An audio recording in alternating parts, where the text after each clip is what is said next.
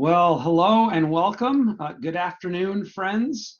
Good morning to those of you who might be just a little bit west of me. My name is Doug Baus, and I am Vice President for Client Services with Money for Ministry, and I'm going to be your host today for this webinar, Charitable Gift Annuities for Everyone, Overcoming Hurdles to Harness Their Potential. Thank you so much for joining us today. You know, from time to time, ministries like yours and development professionals like you come to me and members of my team with questions about charitable gift annuities. What are they? How do they work? Why should I promote them? And today we're bringing you answers to those questions from a real expert. And I had a chance to listen to Johnne earlier this month, and I'm convinced that this next hour will be a really valuable use of your time. So again, thanks for joining us. Welcome. Before we get started, I have just a few housekeeping details to go over together with you. First of all, there are two buttons at the bottom of your screen. One of them is a question and answer box. And we have set aside some time, again, at the end of this webinar, at least 20 minutes to take your questions, either those you submitted ahead of time or those that you submit live. If you want to submit one live, go ahead and use that question and answer box to do so, and we will use that to field your questions. The second button on the bottom of your screen is a chat window or a chat box. That's an opportunity for you to engage with each other as we go along today in this session. And I'd invite you right now to put in there, on a scale of 1 to 10, charitable gift annuities. 1, I don't even know what CGA stands for. Hint, I just said it a moment ago. But 10, maybe I'm writing up a CGA proposal right now, and I do this all the time. Where on that scale, where are you? And then maybe alongside that, you could write in the city and state that you're calling in from. Just helpful and interesting to know where people are coming. So my name, again, I'm Doug Baus. I'm calling in from Wyoming, Michigan. If you're from Michigan, people like to hold up their hand and point on a hand, at least if you're from the Lower Peninsula. I didn't know that was so odd and unique until I left the state, and people told me that was weird, but that's what we do. So that's where I'm from. So as those, go ahead and enter those in the chat right now. A few other details here. This webinar is being recorded, and so if you are registered for this webinar, you will automatically receive a link to that recording in the days ahead. And then lastly, stay tuned later in the call. You'll have the opportunity to sign up for a free consultation to go a little bit deeper on anything you heard today. And we'll be explaining that again a little bit later in the call. Well, let's get started. I am super excited to welcome and introduce to you Johnne Syverson. And Johnne I was going to say some really wonderful and nice things about Johnne, but he's incorporated that into his presentation, and he can do a better job of that than I can. So I'm going to turn it over to Johnne at this point, and Johnne's going to tell you a little bit about his background, and then we'll dive into the content for today. So go ahead, Johnne, and thanks so much for being here. It's so great to have you. Great. Thank you, Doug, and welcome, everyone. It's a pleasure to be here to share one of my favorite topics, and that's how we can overcome the hurdles that anytime charitable gift annuities offer for either well-established nonprofits or even very young nonprofits. So I'm going to share my screen here, see if this will work. And that looks like it's going to work. Great. Now if I can make it work this way. All right. So I don't need to read all this stuff about me. I'll just tell you a story. I started working, my background's in the financial services world. I started doing that type of work, advising clients back in 1972. So that means I've had a lot of experience, or I'm just old, or both, not sure which. But in 1984, 12 years after I'd been in the advising business, I went to a conference in Boston and attended a breakout session. The topic of the breakout session was charitable estate planning. I thought, well, I've been doing estate planning for 12 years. I know everything there is to know about estate planning. Just ask me. Had advanced degrees and designations and so on. And I always liked to give away a lot of money to particularly Christian charities, but I didn't have very much to give away. So if I could maybe learn something to help others support not Christian nonprofits, I could help advance the kingdom. So I went to this 50-minute breakout session, and that 50 minutes, it changed everything for me. I learned that I didn't know what I didn't know. After being in the advising business for 12 years, I had never heard of the Tax Reform Act of 1969. That's major legislation put forth by Congress that codified some of the unique charitable planning devices that are now in the tax code that we're still using today that have tremendous opportunities to have people integrate philanthropic planning into their own personal financial estate planning. So that's where I come from. I've helped set up 85 charitable major trusts over my career, 13 charitable lead trusts. Well, I'm in a kind of a semi-retirement mode now, and I'm passing on my wealth management firm to the next generation. They're a lot younger and smarter than I am. But I love doing this work consulting with nonprofits on helping them, particularly in the planned giving space. So that's kind of where I'm coming from, and I think that'll come through as I present here today. So on the topic of charitable gift annuities, I know some of you in the audience are doing your own charitable gift annuities and been doing it well. And some of you are very large charities. Some of you are very small and haven't been doing gift annuities, and probably for the right reasons. Probably really shouldn't be doing gift annuities. And we'll kind of share why. But for those, I'm going to kind of start at the lower level here. For those that might not even know how to spell CGA, a CGA is just a 3-page contract between a donor and a charity that guarantees income for life for the donor. And at the death of the donor, whatever is left in the contract stays with the charity. Okay. The payments to the donor can be either immediate, which is more often the case than not, or they can defer them to a later age. Either way, the donors get an immediate partial charitable income tax deduction, which is kind of nice frosting on the cake. But what's interesting to me is that charitable gift annuities have existed for more than 160 years. In 1984, when I went to this breakout session, I'd never heard of a charitable gift annuity. I knew about commercial insurance annuities because the insurance company I was working for at the time had me sell them all the time. But I didn't know about charitable gift annuities. And I believe if you walk down the street of your city today and ask 10 people what a charitable gift annuity is, 9 of them will say, huh? I had no idea. Oh, annuities. That's the things that the banks sell me. Yeah, no, that's not what a charitable gift annuity is. In fact, the first charitable gift annuity, I believe, was issued by the American Bible Society a long time ago. Well, there are 2 types of charitable gift annuities. They're pretty simple. You have a single life annuity on the life of one person. They get income for their life, and at their death, whatever remains goes to their favorite nonprofit. Or you can have 2 lives based on the lives of 2 people. At the death of the second, the proceeds go to the charity. You cannot have 3. It's not in the law. So 1 or 2. Okay, so generally it's pretty simple.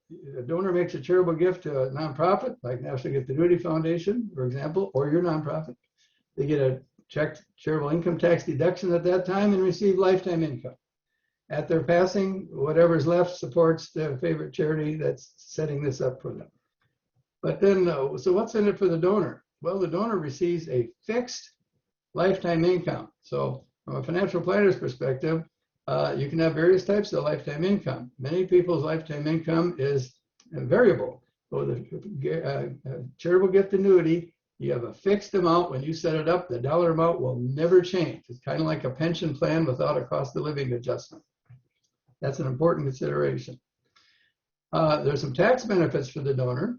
As I said, they receive a charitable income tax deduction based on what they put into their gift annuity, their age, and a special Section 7520 rate set by the federal government that changes monthly that determines how your present value, the future remainder that's going to be left at the donor's expected life expectancy, and they get to take that as a deduction now. So it's part charitable gift, part return of capital to them. Then at the donor's passing, 100% of whatever is left in that annuity contract is paid to the charity outside of the donor's taxable estate. I believe that a charitable gift annuity is just the next rung up from a will bequest. Will bequests, of course, are revocable prior to the death of the donor. And sometimes even the will can be revoked after they die if the heirs contest it. And they said, Grandma really didn't want to leave the charity that money. That belongs to me. I'm the grandchild. Don't have that with a charitable gift annuity. It's a contract between the donor and the charity and goes outside of probate, outside of the whole estate process. So you're guaranteed that you're going to receive that planned gift at the death of the donor. Generally, It's determined by the American Council on Gift Annuities that there should be about half of the original gift left for charity if the donor dies right on time at their life expectancy, according to a government mortality table. No one ever does. Some people die early, some die late. So the amount that you might receive is going to be adjusted based on the length that it was held. So why would anyone want to do a gift annuity? Well, sometimes donors have read and heard about charitable remainder trust. Professional advisors and financial institutions talk about charitable remainder trust, which is a wonderful estate planning tool.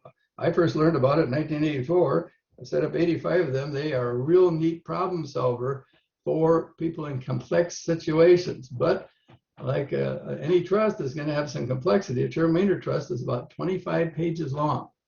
Charitable gift annuity is 3 pages long. Big difference. Or they might want to make some kind of a planned gift, but they don't have as much to put in as what a charitable remainder trust might require. My personal opinion is unless a donor is going to put $500,000 or more into one of these devices, they should be thinking charitable gift annuity up to that point. I put $500,000 or above. Now it's time to start talking about charitable remainder trust. Why?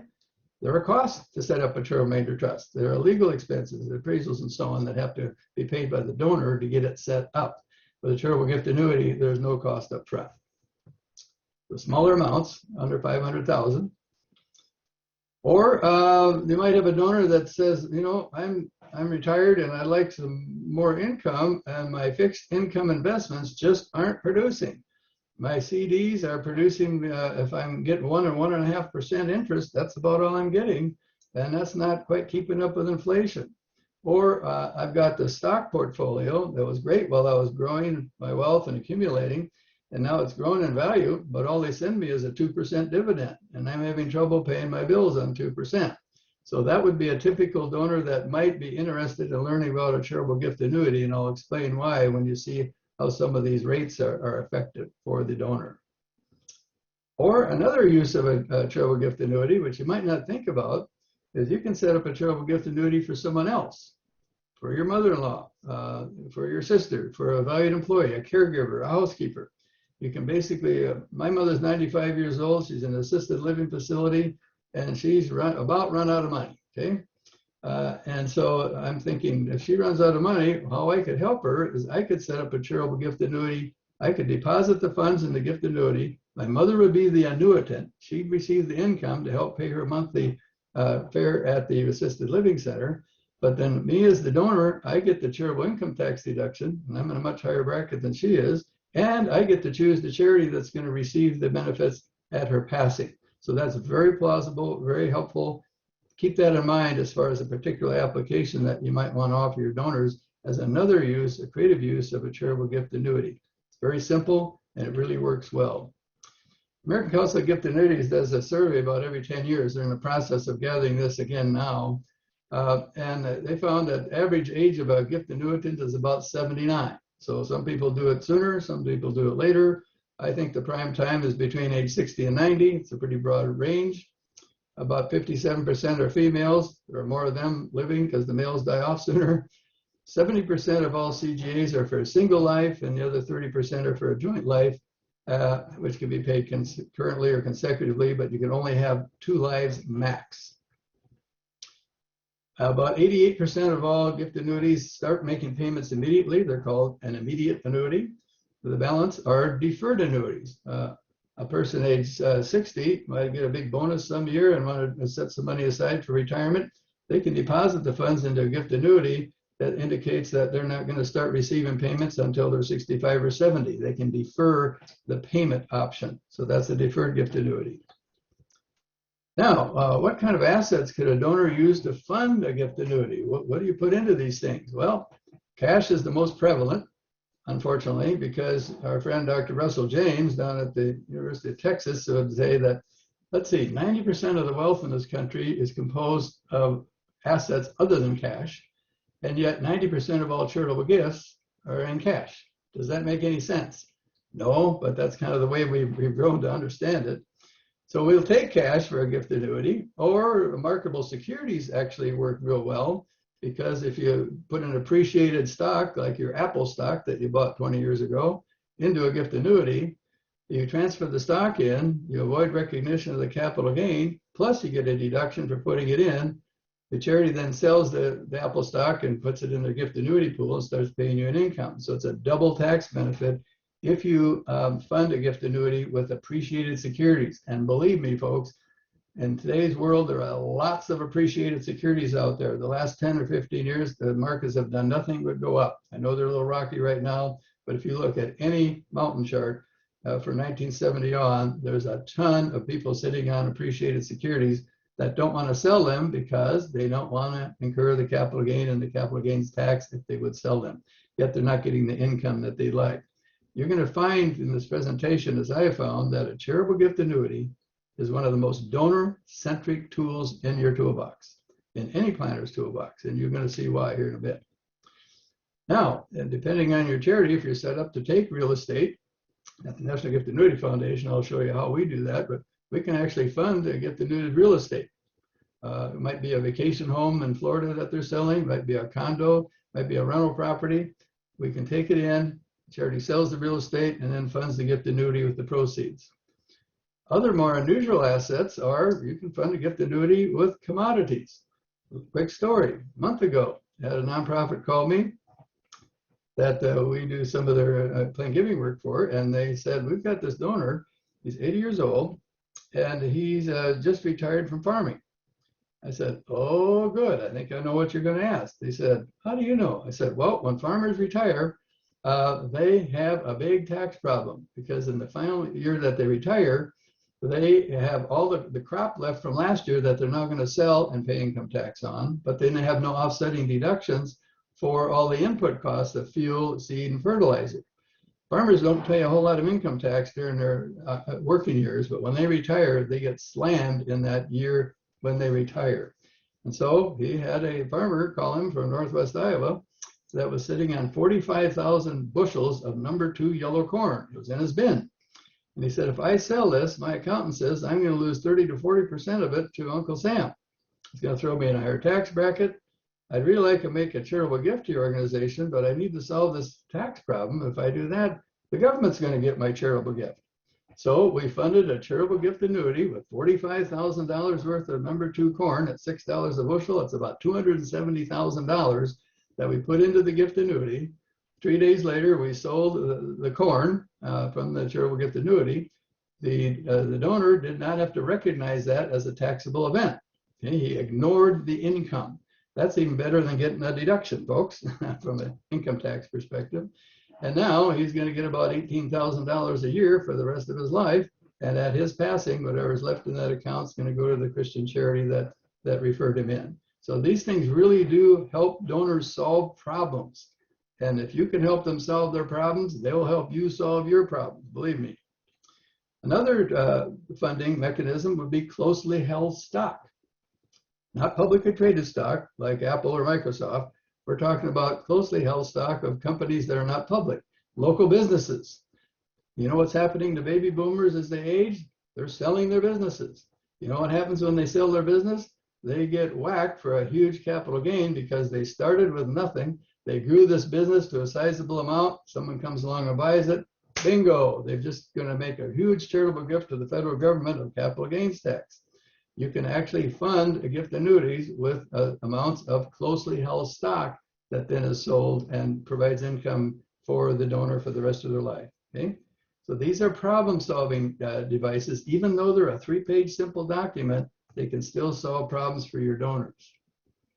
So you might say, okay, now who's going to determine what we're going to pay the donor? Well, there's an organization called the American Council on Gift Annuities.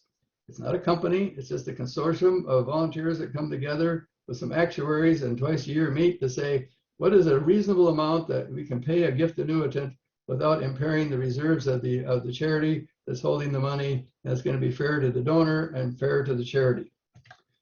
So the rate of payment is actually determined based on the age of the donor. Of course, the older you are, the more you're going to receive because you're closer to the maturity of the contract. That's another nice name for you're going to die. The rates are determined by the American Council, and 97% of all charities in the country use their rates. There are a couple that will deviate from that and cause problems, but most charities offer gifting gift annuities will simply use the ACGA rates, which are very well published. So, as I said, the older you are when you start, the larger your payments. And the payments are usually quarterly, semi-annual, annually, depending on what the donor decides, but you can't change it once you start. So here's an example of the sample gift annuity rates that are currently in effect and have been in effect since July of 2020. So if you're a 65-year-old, you're going to get a 4.2% payout against whatever you fund your gift annuity with. If you're 75, you're going to get 5.4%. If you're 85, 7.6. If you're like my mother, who's 95, so you'll get 8.6. You take a look at those rates and now compare them to fixed income rates on government bonds, savings bonds, or bank accounts and CDs. You're going to increase your donor's income 2 to 3 times from those investments. I've done this for some widows in our church. They just think I'm wonderful. All I did was apply the rates, and now I tripled their income and helped them make a planned gift for the future of our organization at their death. It's a wonderful, wonderful donor-centric tool that really helps donors in their everyday life by increasing their retirement income. So they also receive, on top of that, a partial charitable income tax deduction. It's really, they get to take the present value of the future remainder that's calculated to be there for charity at their death. So they don't have to wait till they die to get the deduction. They get the tax deduction today while they're living when they set up the gift annuity. The income they receive is going to be partially tax-free. I'll give you an example of that here in a minute. That's pretty cool. And then at their death, whatever is remaining gets paid to the charity outside of the donor's taxable state, as I mentioned earlier. It's very, very clean. It's guaranteed that the donor is going to get income. It's guaranteed that the charity is going to get a nice planned gift that's not going to be messed up by disgruntled heirs. So with any financial instrument, now I put my certified financial planner hat on, there are advantages and disadvantages to any financial tool, okay? Advantages of a gift annuity, partial income tax deduction because it's charitable, a guaranteed fixed annual income that you don't have to worry about what's going on in the markets, partially tax-free income back for a specified period, usually up to life expectancy, and at the same time, you're making a planned gift to the charitable organization that you care about. This is better than a will bequest because it helps the donor during life. Will bequests are great for the charity, but the donor gets nothing out of it during the life. They're dead when it takes place. So disadvantages of a CGA, well, they do lack flexibility. Remainder trusts can be very, very flexible. They're complex, but a gift annuity is very simple, but it lacks flexibility.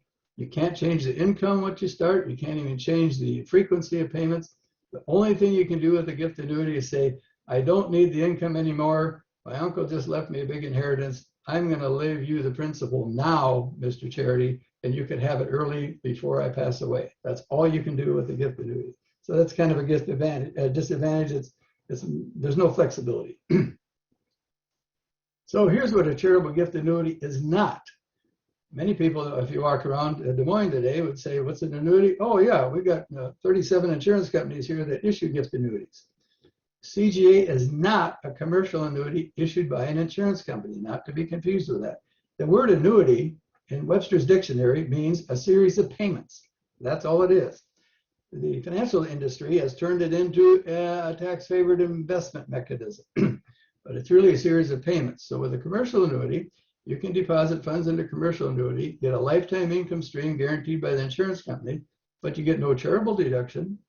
I don't think insurance companies are known to be charitable. That's how they build those big buildings. They make good profits and employ lots of nice people. And you're also effectively then naming the insurance company as the beneficiary of what's left. Wouldn't you rather have that go to your favorite charity? So don't let your donors get mixed up between a charitable gift annuity and a commercial annuity that for some have a bad taste in their mouth. Commercial annuities have been marketed unwisely, unfortunately. And so many people didn't get what they thought they were going to get. They file lawsuits and all that stuff. So the word annuity can have a bad connotation if you get into a donor discussion. You want to be clear that this has nothing to do with an insurance company. You're dealing directly with the charity. So here's a short case study. We've got Mary Jones, who's retired at age 75. Her husband died not too long ago, and like many of us, she could certainly use some more income. She lost part of their Social Security because her husband died. She does want to leave a gift to her favorite charity, but doesn't know if she can afford to do that.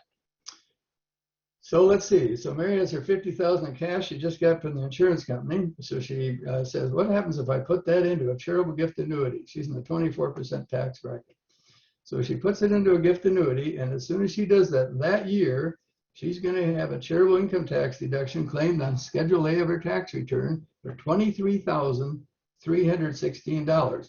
That's the present value of $50,000 left to a charity at her life expectancy after the annuity pays her out 5.4% income for her life. That's how the calculation works.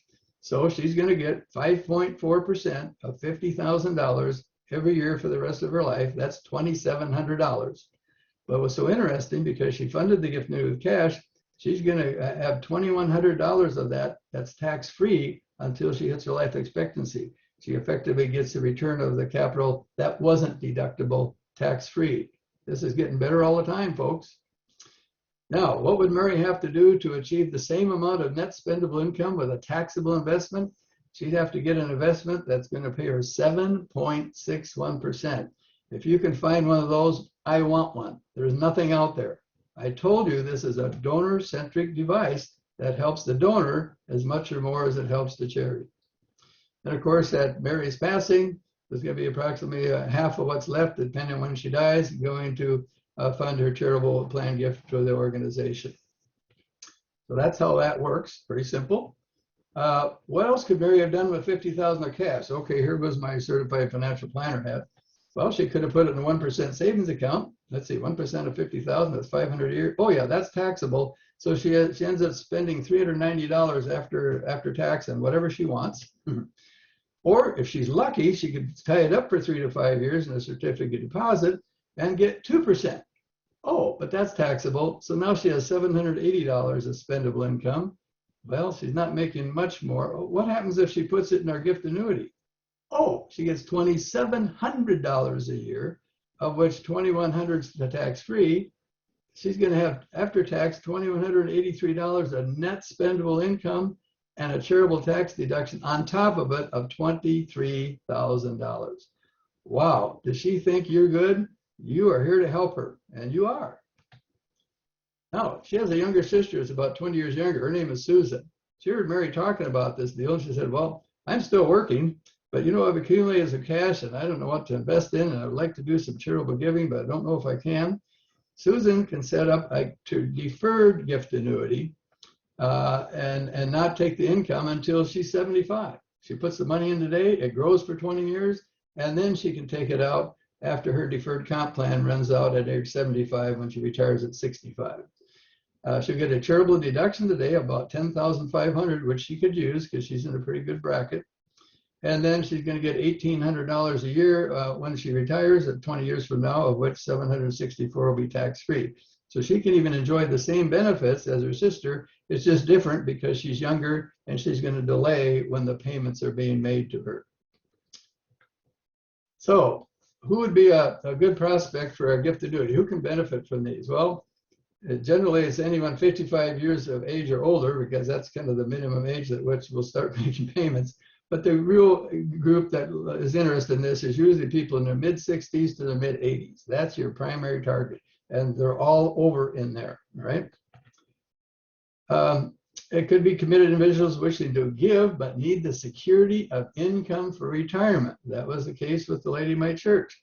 She wanted to give, but she wasn't sure she could. When I showed her the gift annuity option, she could do both. Or as people age, you know, they become less and less enamored of trying to manage their own investments, especially in today's environment. Things are very volatile. They don't want any investment responsibilities. They just want a check at the end of every quarter. Gift annuities do that for them, okay? Or real typical, it could be an individual with a highly appreciated but low dividend paying security. And anything in the S&P 500 qualifies for that. Your Apple stock appreciates a lot, but only pays a couple percent dividend.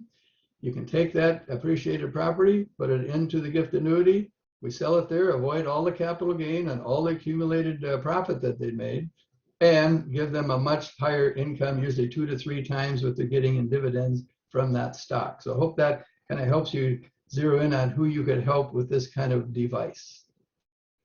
Okay, so that's what gift annuities are. Okay, so that's great. How do we do this? I've talked to our board, I've talked to our finance department. They're not so sure we want to do that. It's a lot of complexity, a lot of regulation, a lot of administration. Well, I've got good news for you. You can offer gift annuities right now to your donors if you wish through a National Gift Annuity Solutions program that we have that's free to any U.S. nonprofit. It's a turnkey program, so you're ready to go in a matter of minutes, and truly within an hour, you can be ready to go with gift annuities by outsourcing them. We're dedicated to serving nonprofits of all sizes. We do this for very large charities that have their own gift annuity programs, but may not be registered in all the states. To offer a gift annuity, it makes no difference where the charity is, it makes a difference where the donor is, and you have to, as a charity, be registered in that state to offer gift annuities. New York, California, Washington, Arkansas, and Hawaii are awful to get registered. That's a big process, it's expensive. So we do that for some of the very large charities, and for very small charities, we just issue gift annuities for all of their donors in all phases of plan giving. So the National Gift Annuity Foundation and our strategic partners can offer this on a turnkey program, and we do everything in accordance with the American Council on Gift Annuities. They actually helped us set this up about 10 years ago to be of service to the nonprofits that would like to, but really couldn't or shouldn't be offering gift annuities. So it's an outsourced mechanism. Here's how it works. So the donor puts their assets with the National Gift Annuity Foundation: cash, marketable securities, real estate, corn, art collections, whatever it might be.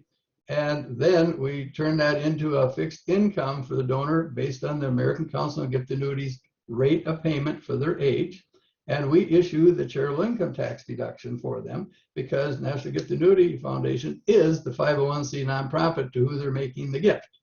So we do all that for you.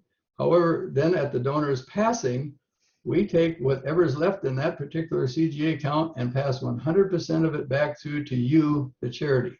It's really no different from your perspective of being named as the beneficiary of an IRA account, a 401k account, or a life insurance policy. That's really your only involvement. So your finance department will love this because they're never in the chain of title. There is no risk. What's the risk with a charitable gift annuity?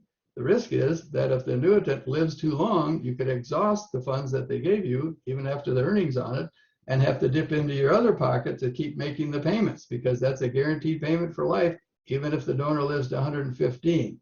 The National Gift Annuity Foundation is capable of taking that risk on, taking it off of your balance sheet. So your finance people and your CFOs will love this, and you can still offer gift annuities without that risk. So the National Gift Annuity Foundation is really a subsidiary of the Decomai Foundation. Decomai is a Greek word that means to receive cheerfully.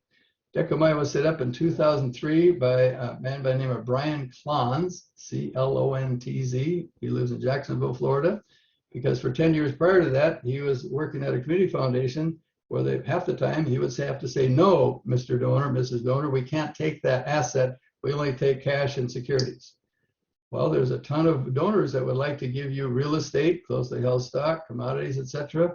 So he set up the Decomai Foundation that's capable of taking in non-cash assets, turning them into cash, receiving the donor, and sending the cash through to the charity that the donor cares about. It's kind of like a giant private donor advice fund, if you will. Okay? So the National Gift Annuity Foundation came along a few years later when I met with Brian and said, I'm looking as an independent consultant, where can I find a foundation that will issue gift annuities on behalf of another recipient charity? He said, well, I'm doing that already with all these non-cash gifts. We'll just set it up under Decomai as a type 1 supporting organization. That's what we've done. Why is that important? Well, it allows National Gift Annuity Foundation to fund gift annuities with both liquid assets, cash and securities, and illiquid assets that most charities will turn down. In fact, some charities who do their own gift annuities use us to outsource a gift annuity that the donor wants to fund with an illiquid asset. We're willing to do that on a one-off basis. Why is it important that we're part of Decomai? Real easy. The total unrestricted assets of Decomai and National Gift Annuity Foundation at the end of last year was over $1 billion. I'm talking unrestricted assets. These are not dedicated assets. These are not endowments. These are not buildings. Unrestricted assets. That's what the state regulators are looking for a sound, solid gift annuity program to be registered. That's a big deal for me from a certified financial planner's perspective, because if I had a client that was being offered a gift annuity by a charity, first thing I'd ask the client to bring me would be their balance sheet. I want to see their financials. Are they sound? Because are they going to make it longer than you? Are they going to be able to pay you this income for the next 10, 20, 30 years? Not a problem when we back it up with all the assets of the Decamaya National Gift Annuity Foundation. So we're using our assets to back up those payments, not your charity's assets. So the minimum donation that we'll use to set up an outsourced gift annuity is $20,000. In fact, we'll go up to $1 million on a given annuitant because our pool is so large, we can now manage that risk. Minimum age for the donor to receive annuity payments is 55. There's no contract required between National Gift Annuity and you, the referring charity. Each contract names the donor, National Gift Annuity Foundation as the issuer, and your charity as the beneficiary of the contract. It's right in each CGA contract. So there's no reason for you to have an agreement with us. You don't pay us a fee. You don't put us in your budget as a line item. The CFOs love that too. So that's who the gift agreement is with, the donor and you and us. And then, but guess what? We try to help you retain the relationship with the donor.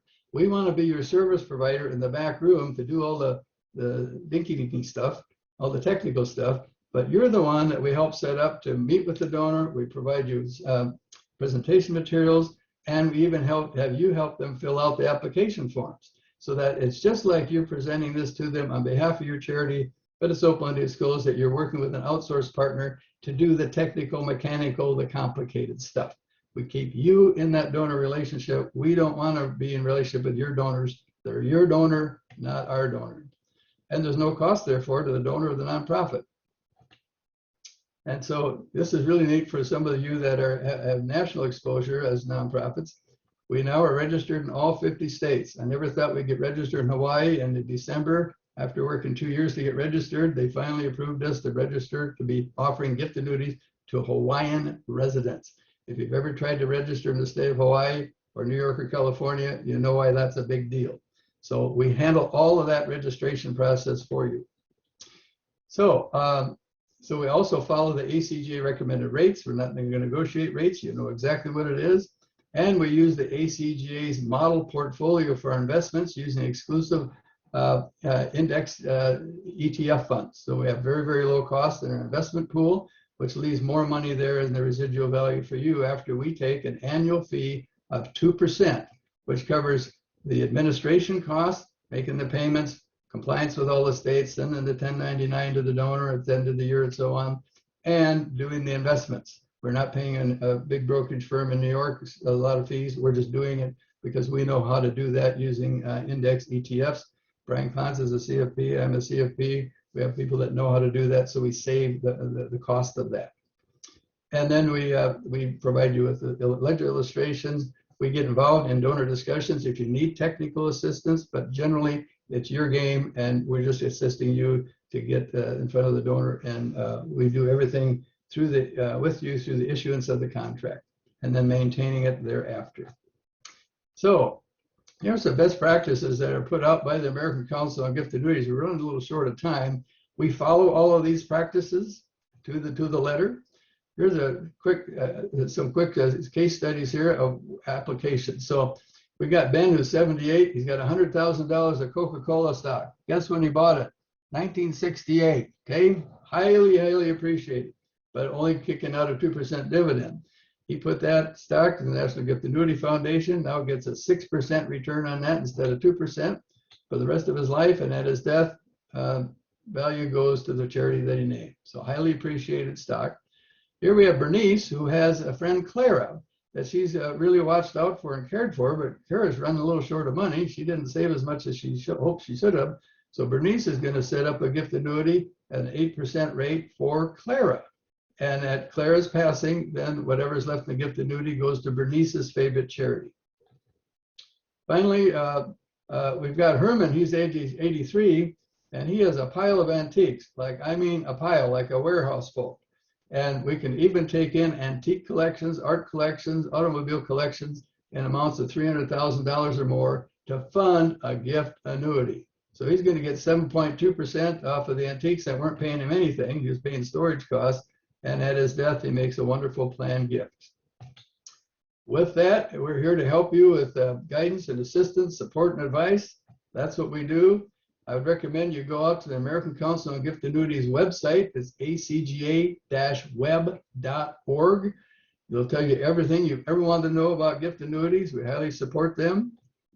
And then if you really want to get into this, Frank Mittens, kind of the grandfather of gift annuities, a well-known consultant who's well up into his 80s, he wrote a book called Charitable Gift Annuities, a complete resource manual. We subscribe to the annual updates on that. If you have a question about gift annuities, you need to get Frank Mittens' book. So with that, I think that's what we had to offer today, and I'm going to turn it back to Doug. Thank you, John. Great, so helpful, so informative. Just really appreciate everything that you've shared already. There are a couple questions coming in. I encourage others who have questions to use that question and answer box as well, and that you can submit questions there that will be taken. Before we get into answering questions specifically, I did want to, well, in advance of this webinar, we had a question. Somebody asked, how do you best market for charitable gift annuities? Which I think is a really great question. I want to dig into a little bit deeper, but I want to tell you this little story. Money for Ministry founder Mike Buwalda, he was on a plane once with one of our current account managers, Brian Meisel. And at the time, Brian worked for another planned giving group that we partner with, and they were discussing how best to describe the ways Money for Ministry and this other group served ministries. And they were talking about how at some restaurants you can order surf and turf, right? That's usually lobster and beef, or seafood and steak. Well, they landed on surf and serve, which is a way to say we at Money for Ministry love to help you surface donors who are interested in planned giving, estate giving, gifts in the will, and charitable gift annuities. And in this case, John and his team can help you serve them with a lot of the technical expertise and the back office administration that is required to do this effectively. So if you'd like to learn more about anything that you heard today, or about how you can surface interest in charitable gift annuities and estate donors, or how John and his team can help you serve them, again, with some of that back-end administrative technical expertise, you have the opportunity right now. There's a poll that's going to appear on your screen to request a free consultation. And you can select either to receive John's contact information, so you can reach out to him directly, or if you'd like to, again, learn about how to surface more estate gifts and interest in charitable gift annuities, Money for Ministry team can help you with that as well. So let's turn to a question and answer time. And John, I want to start with this question about marketing. Do you have any thoughts or ideas on how you would recommend best marketing for a charitable gift annuities? How do we make donors aware of this? I would tell you that if you don't market gift annuities, you won't write any. All right. Any nonprofits come to us and say, if you take care of our gift annuities issuance, will you also help us market? The answer is no. We're technical people. We're not marketers. Money for Ministry is a marketing organization. They're not technical. That being said, I am a donor to many Christian charities, and I get about 3 brochures a week in the mail that talk about gift annuities. And what it does is makes me aware, oh, this one offers gift annuities. If I want a gift annuity, I'm not going to go search for a charity. I've got 3 brochures on my desk from the people that tell me that they're doing that. They even usually show the rates and so on, the benefits. So I'm a big believer in the old U.S. mail system still works as far as making people aware. Now, that doesn't necessarily sell it for you, but awareness is a big deal. If you're not aware of a gift annuity, like the bulk of the population is not, you'll never ask for one. So you can't just sit by the phone waiting for someone to call and say, hey, I want one of them there gift annuities. Doesn't work. Thanks, John. Super helpful. And I'll just add to that because at Money for Ministry, we do help with the marketing of planned gifts and charitable gift annuities. And some of the things or approaches that we found helpful have to do with marketing this idea that you can make a gift and receive income at the same time. So sometimes we'll put in some of the pieces that we mail, a questionnaire, a survey. Would you be interested in making a gift that also pays you income at the same time, which almost sounds too good to be true. I think if you've never heard of a charitable gift annuity, you think, how can that be? But it is. And I think you've done a good job today, John, of helping us understand how that's possible. So to answer that question specifically, I think sometimes the simple answer really is to introduce donors who may be wondering, or sometimes you might hear an objection from a donor who might say, I'd like to give more, but I can't afford to give up my retirement dollars. And the answer to that could just simply be, what if there was a way to do both, to give money and to receive income at the same time? Would you like to hear more?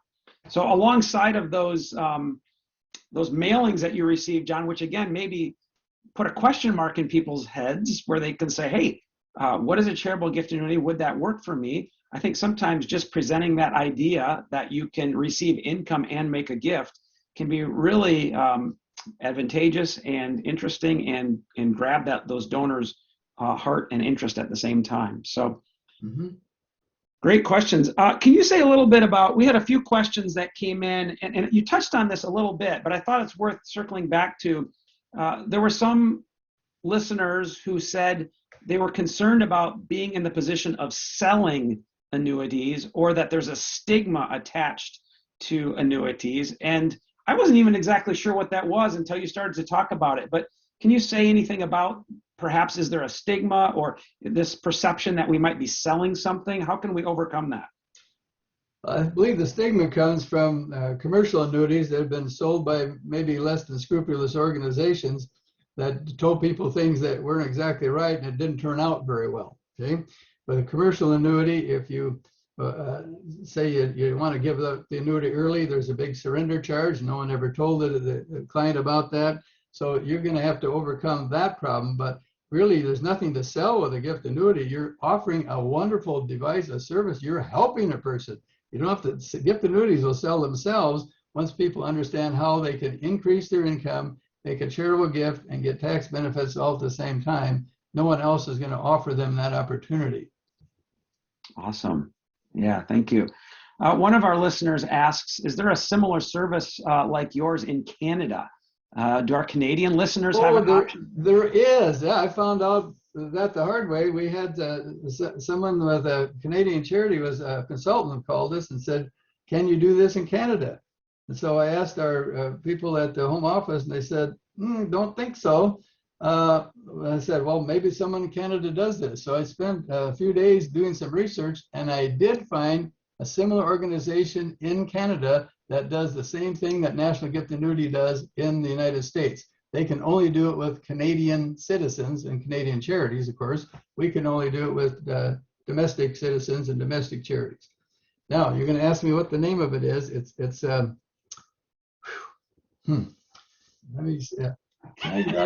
Can I go into my database? It's a funny name. It's not like Canadian Gift Annuities Association or anything like that. Well, maybe this particular listener, if they can fill out the poll and request your contact information, they'll be able to reach out to you. I'd be glad to offer that to them. And the people in Canada do the same thing. If they have a U.S. citizen looking to do something here, you bet.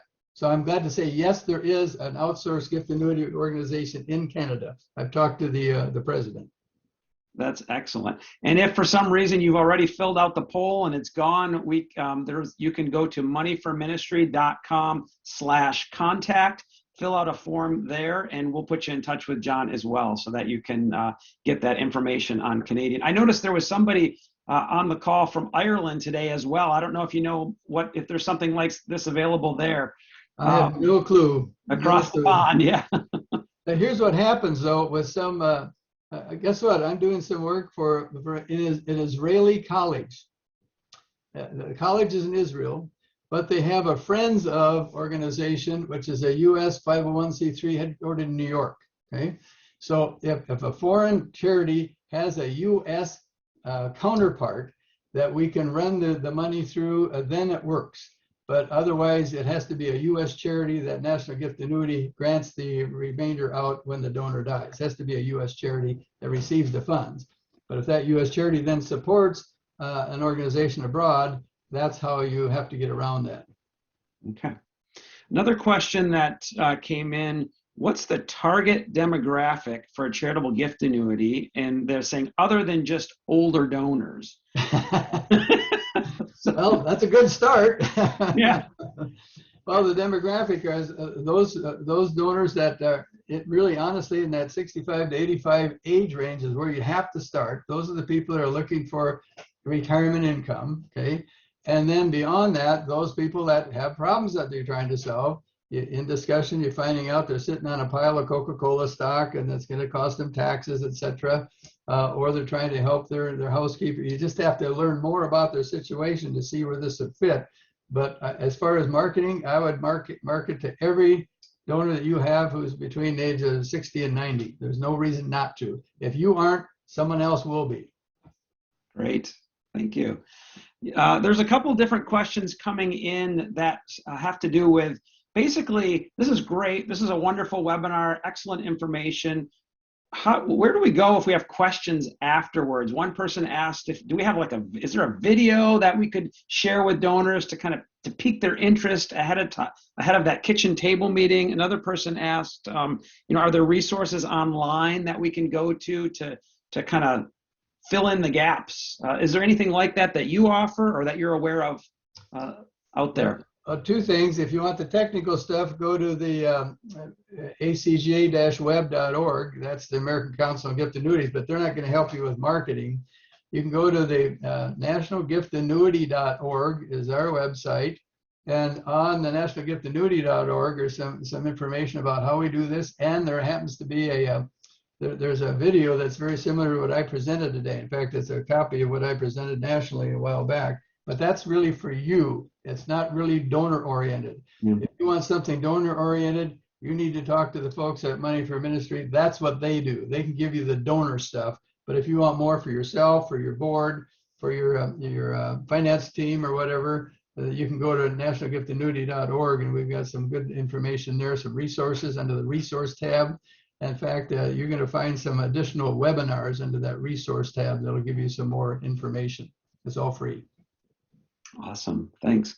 And yeah, it's true that is Money for Ministry. That is what we do, is marketing and creating a conversation through the mail, and just by asking questions, getting donors to think about things they might not have considered. And so if that's something you want to learn more about, we'd be happy to help you as well. Think about how do you market estate gifts? How do you market charitable gift annuities? We have brochures that try to put this in donor speak, make it very simple. We use a faith and family approach to really speak to the donor's heart about their passion for a particular ministry, and then at the same time introduce some tools that might be effective.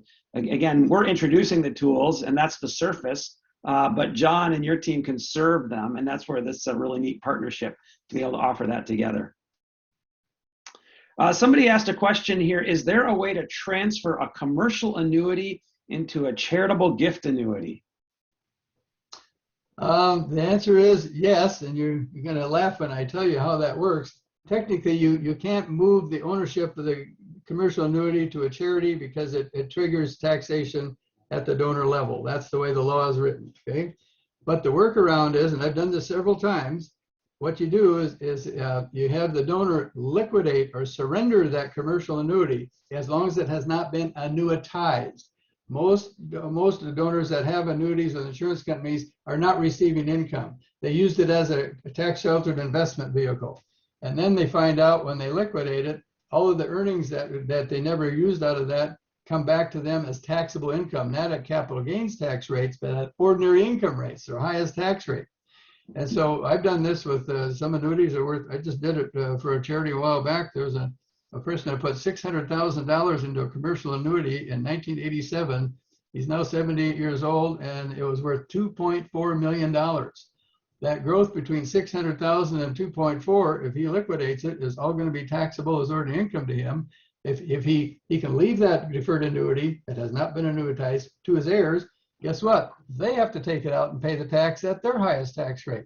He wanted to benefit this charity, and so and he wanted to get some income out of this deal. So what we did is had him liquidate a commercial annuity, and in the same year he took the taxable portion, I think it was 1.6 million, and put that into a gift annuity to then provide him with income the rest of his life. The tax deduction that he received by putting that in a gift annuity came close to offsetting the amount of taxable income that he was going to have to report to the government. So it's kind of a two-phase process. You liquidate the annuity, and in the same year, take the proceeds of that annuity and put it into a charitable gift annuity. And depending on age, the tax deduction may or may not come close to actually wiping out all of the taxation that you're going to incur by that you incurred by liquidating the annuity. So it's kind of a clunky two-step process, but that's the only way to do that. I wish there was a better answer. Okay. Well, possibly that might be a conversation you want to take one-on-one with someone who needs to do that. But that's thank you so much for that. Another question here: if the charitable gift annuity is for a friend to receive income, does the friend need to be 55 years of age or older? Yes, if they want to have income start, the income payments have to be for a 55-year-old or above. You can't do it for a 40-year-old. A 40-year-old can have a deferred gift annuity that kicks the income out when they hit 55, but no, it has to be for a person 55 or older. Okay, yeah. And we're nearing the end of our hour here. One, maybe two more questions, but I think I know the answer to this, but it's one that we received a lot of questions about here early on. Do you recommend handling these in-house, or is it better to outsource charitable gift annuities to a group like yourself? Well, I may be a little biased, I'll admit that, but about an hour ago, I got a call from a very large national health charity organization. Everyone would know them. It was the director, senior director of finance. And he said, investment committee is looking at our CGA pool. They have 117 CGA contracts worth $3 million. That's a pretty decent sized pool. And they're saying, we're not sure we want to do this anymore. I said, why not? Oh, we've had turnover in the back room. It's so complex. Everybody's complaining about it. No one wants to do it. We're actually thinking about moving it off our balance sheet onto yours. I just about dropped my jaw. Okay, we get those requests from charities that have 5 or 10 or 15 annuities who are really at risk. You need a large group of lives that are varying ages to manage the risk. And 117 is a pretty decent size pool to manage the risk. And even this large national organization is saying, it's a headache. I want to get rid of it. I become the best friend of the CFO of every nonprofit that we work with. CFOs hate gift annuities. They actually hate them because it's a headache. You have to register with the states that you're going to offer them in. That's a half-time job by itself. You got to make sure your payments are going out accurately. You got to do all the accounting, and you got to do the 1099 reporting. And it's really, if you're not set up for it, and usually no one is, it's a headache. And so why would you want to bring it in-house when you don't have to, would be my answer. If you decide to bring it in-house, you better research it thoroughly and talk to 4 other charities that do them in-house. They'll tell you all that you need to know. And after that, you'll say, I think we'll call National Gift Annuity Foundation. I'm just being honest with you. It's just, why would you ever want to do it when you don't have to? You need the risk that can be held by a bigger pool. Yeah. And a headache management at the same time. Yeah. Well, John, this has been great. Thank you so much. There are a few questions that remain unanswered, but we're at about time here. We'll circulate those either to you or to the Money for Ministry team afterwards. So we'll have, if your question was not able to be answered in our time together, we'll definitely not forget about it, and you will hear from us again later and soon. But again, thanks so much for joining us today. And at Money for Ministry, and really John too, with the National Gift Annuity Foundation, we serve ministry-minded, faith-based, and specifically Christian ministries and charities. And our heart is to see the church thrive and flourish in all its forms, and to see faith stories multiplied. So in that spirit, I'd like to close our time together with a prayer, and I invite you to join me in that at this time. Well, let's pray together. Psalm 24 says, "The earth is the Lord's and everything in it, and the world and all who live in it." And that reminds me of a historic catechism written in the 1500s in Heidelberg, Germany, that echoes the same theme, that we are not our own, but we belong, body and soul, in life and in death, to Jesus Christ. And dear Father, we say, along with the words of the psalmist, which are echoed throughout church history, that be our profession of faith today. That in our giving and our keeping, in our living and our dying, that we may know and breathe the hope that everything, even our very being, belongs to you. We ask that reality comfort us in times of trouble, and that it humbles us in times of flourishing. And may it also guide us as we seek to build your kingdom here on earth as it is in heaven. In Jesus' name we pray. Amen. Amen. Thank you, everyone, so much for being with us today. We hope you found this helpful and informative, and look forward to seeing you next time. Have a great day.